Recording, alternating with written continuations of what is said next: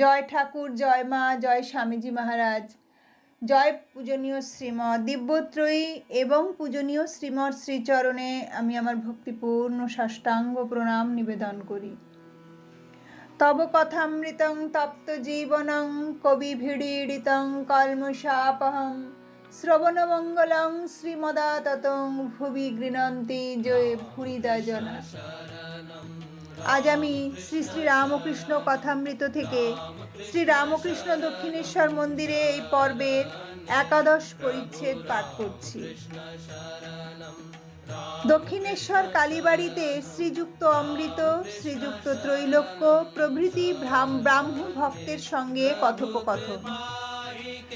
ফাল্গুনের কৃষ্ণা পঞ্চমী তিথি, বৃহস্পতিবার, 16ই চৈত্র, ইংরেজি 29শে মার্চ 1883 খ্রিস্টাব্দ। মধ্যাহ্ন ভোজনের পর ভগবান শ্রী রামকৃষ্ণ কিঞ্চিৎ বিশ্রাম করিতেছেন। দক্ষিণেশ্বর কালীবাড়ির সেই পূর্ব পরিচিত ঘর, সম্মুখে পশ্চিম দিকে গঙ্গা, চৈত্র মাসের গঙ্গা। বেলা 2টার সময় জোয়ার আসিতে আরম্ভ হইয়াছে।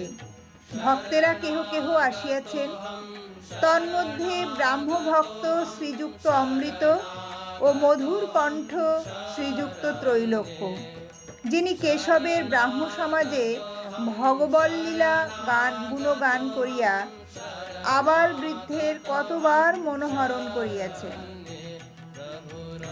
রাখালের অসুখ, এই কথা শ্রী রামকৃষ্ণ ভক্তদের বলিতেছেন। শ্রী রামকৃষ্ণ বলছেন, এই দেখো রাখালের অসুখ, সোডা খেলে কি ভালো হয় গা? কি হবে বাপু, রাখাল তুই জগন্নাথের প্রসাদ খা। এই কথা বলিতে বলিতে ঠাকুর অদ্ভুতভাবে ভাবিত হইলেন। বুঝি দেখিতে লাগিলেন সাক্ষাৎ নারায়ণ সম্মুখে রাখাল রূপে বালকের দেহ ধারণ করে এসেছেন। একদিকে কামিনী কাঞ্চন ত্যাগী শুদ্ধাত্মা বালক ভক্ত রাখাল, অপরদিকে ঈশ্বর প্রেমে অহরহ মাতোয়ারা শ্রী রামকৃষ্ণের সেই প্রেমের চক্ষু সহজেই বাৎসল্য ভাবের উদয় হইল। তিনি সেই বালক রাখালকে বাৎসল্য ভাবে দেখিতে লাগিলেন ও গোবিন্দ গোবিন্দ এই নাম প্রেম ভরে উচ্চারণ করিতে লাগিলেন।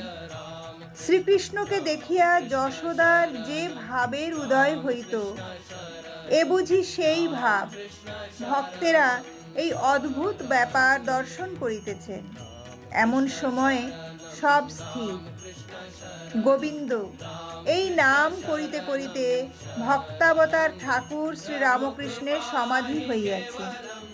শরীর চিত্রার্পিতের ন্যায় স্থির, ইন্দ্রিয়গণ কাজে জবাব দিয়া যেন চলিয়া গিয়াছে। নাসিকাগ্রে দৃষ্টি স্থির, নিঃশ্বাস বহিতেছে কি না বহিতেছে। শরীর মাত্র ইহলোকে পড়িয়া আছে, আত্মা পক্ষী বুঝি চিদাকাশে বিচরণ করিতেছে। এতক্ষণ যিনি সাক্ষাৎ মায়ের ন্যায় সন্তানের জন্য ব্যস্ত হইয়াছিলেন, তিনি এখন কোথায়? এই অদ্ভুত ভাবান্তরের নাম কি সমাধি? এই সময়ে গেরুয়া কাপড় পরা পরিচিত একটি বাঙালি আসিয়া উপস্থিত হইলেন ও আসন গ্রহণ করিলেন। জয় ঠাকুর, জয় মা, জয় স্বামীজি মহারাজ, জয় পূজনীয় শ্রীমৎ।